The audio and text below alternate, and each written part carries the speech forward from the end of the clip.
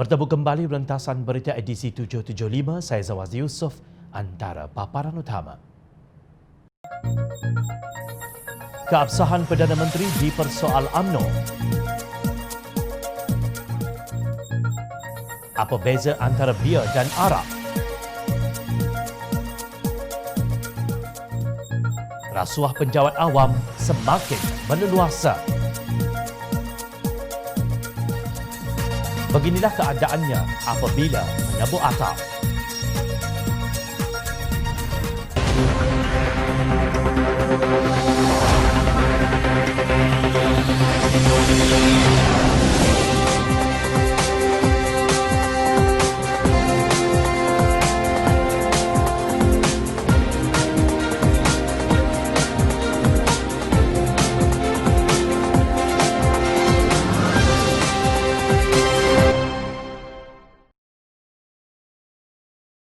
Assalamualaikum dan salam sejahtera.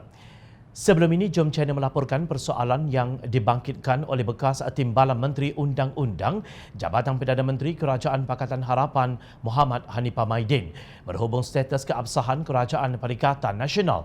Menurut ahli jawatan kuasa pimpinan amanah itu, Kerajaan Malaysia hari ini tidak sah kerana kaedah pembentukannya secara rampasan kuasa melanggar prinsip konstitusionalisme iaitu asas demokrasi perlembagaan persekutuan. Saya hujahkan belanjawan 2021 yang dibentangkan pada 6 November lalu adalah semutlaknya tidak sah dan melanggar perlembagaan persekutuan, kata Hanifah.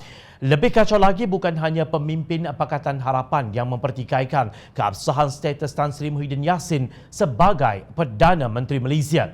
Isu ini turut dibangkitkan oleh tokoh veteran UMNO Tan Sri Tengku Razali Hamzah. Beliau berkata tidak akan turut serta dalam perbahasan belanjawan 2021 selagi Speaker Dewan Rakyat Dato' Azhar Azizan Harun tidak membenarkan keabsahan Perdana Menteri Muhyiddin Yassin dan Kerajaan Perikatan Nasional dibuktikan. Ahli Parlimen Gua Musang menyampaikan hasrat itu kepada Azhar menerusi sepucuk surat yang bertarikh 19 November yang antara lain menyatakan memandangkan keabsahan kerajaan belum ditentukan, saya terikat dengan nurani dan sumpah saya dan maka tidak dapat turut serta dalam perbahasan belanjawan, kata Tengku Razali dalam surat yang tular. Beliau secara tersirat mengaitkan pembentukan kerajaan tebuk atap ini dengan rasuah politik demi terus berpaut kepada kuasa. Untuk turut serta dalam Dewan Rakyat dalam soal belanjawan tanpa terlebih dahulu menunjukkan keabsahan Perdana Menteri dan menterinya adalah untuk menjejaskan satu prinsip penting perlembagaan yang akan membawa kesan serius kepada usaha menegakkan perlembagaan kita, kedaulatan undang-undang dan kemungkinan amalan rasuah politik untuk mengekalkan kuasa. Pada pandangan saya, rasuah politik boleh disifatkan sebagai duri dalam daging yang akan memusnahkan sistem demokrasi berdasarkan perlembagaan dari dalam. Pandangan umum adalah rasuah politik dan wang memusnahkan jiwa negara dan sistem politik kita, tegasnya. Surat beliau itu merupakan jawapan kepada kenyataan Azhar pada bulan lalu bahawa usul undi tidak percaya terhadap kerajaan tidak dibenarkan mendahului usul yang dibawa kerajaan. Azhar berkata demikian selepas Tengku Razali Hamzah menghantar surat kepadanya menggesa beliau membenarkan usul undi tidak percaya terhadap Muhyiddin Yassin dibahaskan di Dewan Rakyat. Sebaliknya, Azhar mencadangkan agar Tengku Razali berunding dengan Menteri di Jabatan Perdana Menteri, Parlimen dan Undang-Undang, Datuk Taqiyuddin Hassan berhubung usul berkenaan. Tengku Razali mencabar kenyataan Azhar. Katanya, pada pandangan saya, Menteri Undang-Undang tiada apa-apa peranan dalam menentukan sama ada usul undi tidak percaya boleh dibentang atau sebaliknya. Cadangan bahawa perkara sepenting itu tertakluk kepada persetujuan menteri tidak selari dengan perlembagaan dan pelanggaran serius terhadap autonomi dan kebebasan Dewan Rakyat daripada sebarang bentuk kawalan eksekutif. Justru Jom Channel ingin bertanya kepada Tengku Razali sebagai pengerusi Jemaah Penasihat UMNO, apa lagi yang ditunggu? Mengapa biarkan diri dan UMNO menyokong Kerajaan Perikatan Nasional sehingga hari ini? Keputusan Dewan Bandaraya Kuala Lumpur DBKL tidak membenarkan kedai Serbanika dan kedai Runcit menjual arak mulai Oktober 2021 harus dilihat sebagai dasar sosial bukan politik. Ia mungkin tidak dapat menghalang peminum arak kerana bahan tersebut masih boleh dibeli di kedai arak.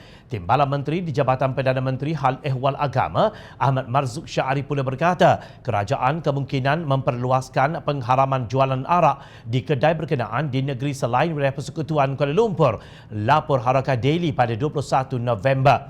Namun baru sahaja penyokong PAS mahu meraihkannya sebagai kemenangan parti itu. Tiba-tiba Menteri Wilayah Persekutuan Tan Sri Anwar Musa berkata bia dibenarkan dijual di kedai Serbanika dan Runcit. Beliau sudah U-turn kerana katanya bia tidak tersenarai minuman keras yang memabukkan dan masih dibenarkan dijual di kedai Runcit serta Serbanika mengikut tempoh waktu yang ditetapkan. Difahamkan penjualan minuman keras di kedai ubat tradisi Cina juga dibenarkan untuk tujuan perubatan yang disahkan mengikut kategori-kategori yang telah ditetapkan. Sementara itu, Ketua Penerangan MIC Wilayah Persekutuan DR Palakumaran dilaporkan berkata penjualan minuman keras itu bukannya diharamkan sepenuhnya tetapi hanya dihadkan kepada premis-premis tertentu. Dalam satu kenyataan di Petik Malaysia Kini, beliau berkata antara punca masalah sosial yang berlaku di Kuala Lumpur datang daripada peminum arak kurang bertanggungjawab tanpa mengira bangsa dan umur akibat daripada polisi yang tidak ketat. Mudah untuk mendapatkan samsu atau minuman beralkohol di kedai-kedai berhampiran dengan kawasan perumahan yang bukan sahaja menjejaskan kesihatan, malah menyebabkan mereka tercicir dari arus perubahan dan pembangunan negara kerana dikawal oleh bahana arak, katanya seperti dipetik. Menurut Palakumaran, pengenalan garis panduan tersebut adalah bukti komitmen MIC dalam isu ini telah membuahkan hasil.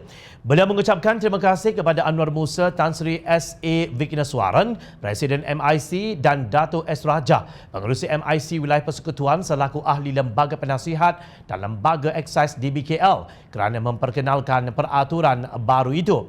Nampaknya bukan PAS sahaja yang mahu mendapatkan kredit terhadap dasar baru ini. MIC pun turut sama melompat ke atas gerabak yang sama. Namun kelakar sungguh apabila bia tidak dimasukkan sebagai minuman keras. Menurut laman alkohol.org, 12 ounce kira-kira 0.35 liter bia mengandungi 5% alkohol. Satu jak bia mengandungi 1.14 liter. Adakah ini maknanya 5% alkohol dalam minuman itu tidak cukup untuk ia dikategorikan sebagai arak? Kalau bukan arak, kaum Muslim boleh minum ke? Sudah tentu tidak boleh kerana ia mengandungi 5% alkohol. Seperkara lagi, pengeluar samsu haram akan menjenamakan produk mereka sebagai bia bagi mengelak daripada diharamkan oleh DBKL. Justru pengharaman sekerat ini tidak membantu untuk menangani masalah penjualan samsu haram di kedai Runcit. Apa yang penting ialah penguatkuasaan undang-undang negara yang dipegang oleh penjawat awam yang bersih, cekap dan berintegriti tinggi. Apalagi alasan agamawan Perikatan Nasional untuk tidak mengharamkan penjualan bia di kedai Runcit dan serbaguna. Nampaknya yang membezakan antara bia dan arak ialah sokongan satu ahli parlimen MIC dan dua ahli parlimen MCA. Inilah akibatnya apabila rasuah penjawat awam dilihat sebagai ikan bilis berbanding dengan salah guna pemimpin parti politik. Sedangkan rasuah tetap satu jenayah terhadap negara, tidak kira sebesar mana pun. Kesannya tetap merosakkan masa depan sesebuah negara. Baru-baru ini beberapa media melaporkan seramai 46 individu termasuk 27 pegawai Jabatan Immigration ditahan dalam serbuan serentak di 4 negeri selepas terbabit sindiket salah guna cop keluar dan masuk di sempadan negara. Opselat digerakkan Suruhanjaya Pencegahan Rasuah Malaysia SPRM dengan kerjasama Jabatan Immigration Malaysia JIM membabitkan serbuan di Putrajaya, Johor Bahru, Kota Kinabalu dan Kuching. Turut ditahan 14 ejen pekerja asing dan 5 orang awam, semuanya berusia antara 21 hingga 46 tahun. Mereka dipercayai memainkan peranan sebagai orang tengah dalam operasi haram tersebut. Menurut sumber berita harian, sindiket berkenaan menjalankan aktiviti mereka sejak setahun lalu dan SPRM mengesan pembabitan mereka ketika Perintah Kawalan Pergerakan PKP mula dilaksanakan pada 18 Mac lalu. Sindiket menerima banyak permintaan daripada majikan untuk melanjutkan tempoh izin berada di negara ini dan permintaan pekerja asing termasuk parti yang mahu pulang ke negara asal mereka, kata sumber yang tidak dinamakan seperti dipetik. Siasatan kini dijalankan mengikut Seksyen 16 Akta SPRM 2009. Di Putrajaya, 14 kaki tangan immigration yang ditahan reman bertugas di Ibu Pejabat Immigration Putrajaya serta lapangan terbang antarabangsa Kuala Lumpur KLIA dan KLIA 2, manakala 9 lagi adalah orang awam menjadikan jumlah mereka seramai 23 orang. Terdahulu media melaporkan SPRM menahan sekurang-kurangnya 43 individu dipercayai terbabit dalam kes pemalsuan cop sempadan di Johor dan juga Selangor. Tangkapan dilakukan di Kompleks Kastam, Immigration dan Kuarantin KIK, bangunan Sultan Iskandar Johor yang membabitkan 10 anggota immigration, manakala kira-kira 30 lagi di KLIA. Sementara itu, Free Malaysia Today pula melaporkan jumlah penguatkuasa yang ditahan kerana didakwa terlibat dalam pelbagai jenayah dalam sindiket immigration ialah 34 orang. Pengarah siasatan SPRM Nur Azlan Muhammad Razali mengesahkan 56 orang ditahan setakat ini, termasuk ejen pekerja asing. Kami akan mengambil tindakan yang tegas terhadap ejen terbabit. SPRM akan bekerjasama dengan Jabatan Immigration dan Polis untuk melanjutkan siasatan berdasarkan beberapa undang-undang, katanya. Dilaporkan juga salah seorang daripada 34 pegawai immigration tersebut mempunyai rekod jenayah samun dan curi kereta.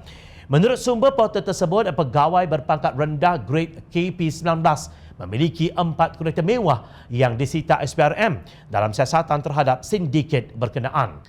Kereta mewah tersebut terdiri daripada Rolls-Royce Phantom, Mustang, Audi serta Range Rover dan kesemuanya disimpan bagi pihak pegawai itu oleh seorang ejen pekerja asing.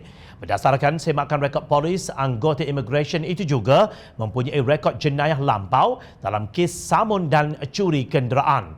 Dipercayai beliau merupakan ahli sindiket mencuri kenderaan dan samun yang diketuai ejen pekerja asing, kata sumber itu seperti dipetik. Pegawai berkenaan juga dipercayai terlibat dalam kongsi gelap. Bagaimanakah seseorang yang mempunyai rekod jenayah lampau boleh dilantik ke Jawatan Perkhidmatan Awam? Soal sumber itu. Jom cari juga turut ingin tahu bagaimana seorang yang sudah mempunyai rekod jenayah masih boleh diterima bekerja dalam sektor yang begitu mudah untuk disalahgunakan. Amat menghairankan. Sekolah kebangsaan berjalan pagi dan petang. Sekolah tahfiz dan sekolah agama rakyat tumbuh macam cendawan. Tetapi rasuah di kalangan penjawat awam nampak semakin berleluasa. Di manakah silapnya sistem pendidikan kita? Rumah siap, pahat pula berbunyi. Langkah Sheraton yang dikatakan didalangi oleh Datuk Seri Azmin Ali dengan rakan sekongkolnya Presiden Bersatu Tan Sri Muhyiddin Yassin dan Presiden PAS Datuk Seri Hadi Awang berjaya menebuk atap sehingga jatuh kerajaan yang sah, iaitu Pakatan Harapan. Namun atap yang bocor itu gagal ditampal oleh mereka walaupun sudah berjaya memasuki rumah tersebut dan menghalau penghuninya. Perikatan Nasional dan Muafakat Nasional menjadi dua entiti yang ditadbir secara cacamerba. Ada yang kekal mempertahankan Muafakat Nasional tetapi tidak mengapa. Ahlinya menyokong Perikatan Nasional dan merampas kuasa dari Pakatan Harapan. Namun ia enggan menerima bersatu, apalagi memberikan kerusi kepada parti serpihan itu pada pilihan raya umum ke-15 nanti. Itulah pendirian UMNO seperti yang disebut oleh Naib Presidennya Datuk Seri Khalid Nordin dalam bahasa yang berbelit-belit. Walaupun PAS menyertai Perikatan Nasional, UMNO tidak menghalangnya kerana UMNO memahami dan menghormati kedudukan PAS. Lagipun, Piagam Muafakat Nasional tidak pernah menghalang PAS bekerjasama dengan sesiapa pun. Maka demikian juga yang UMNO harapkan dari PAS tentang hubungan UMNO dengan Bersatu, katanya. Tahap kebencian UMNO ini agak mendalam sehingga parti itu mengugut tidak akan menyokong belanjawan 2021 jika rakyat tidak dibenarkan mengambil RM10,000 caruman mereka dalam kumpulan wang simpanan pekerja KWSP dan moratorium bank dipanjangkan secara automatik sehingga Disember 2020. Sementara itu, Ahli Parlimen PAS pula berkata semua 18 ahli parlimennya akan memberikan sokongan padu kepada Belanjawan 2021. Mereka tidak peduli tentang kesempitan rakyat kerana kononnya berpandukan pengurusan keuangan seperti Nabi Yusuf AS.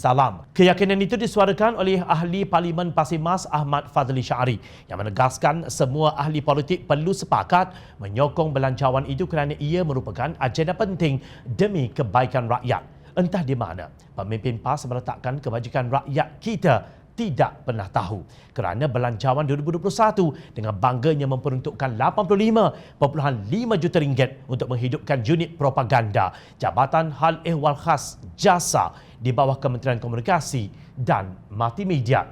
Peruntukan untuk jasa lebih banyak lagi berbanding pejuang negara Barisan Hadapan yang hanya mendapat bayaran sekali sahaja sebanyak RM500 ataupun keseluruhan berjumlah RM50 juta, iaitu 1.6 kali lebih rendah daripada jasa.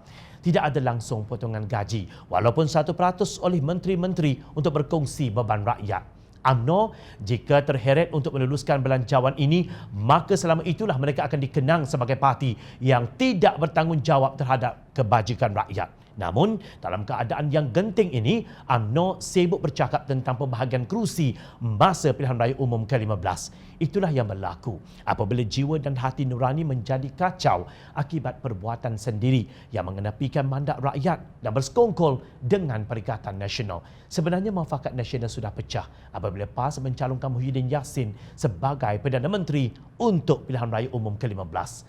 Pemimpin UMNO patut sedar dari delusi bahawa ia masih berkuasa. Parti yang kononnya keramat itu sudah dipermainkan oleh Bersatu di Sabah.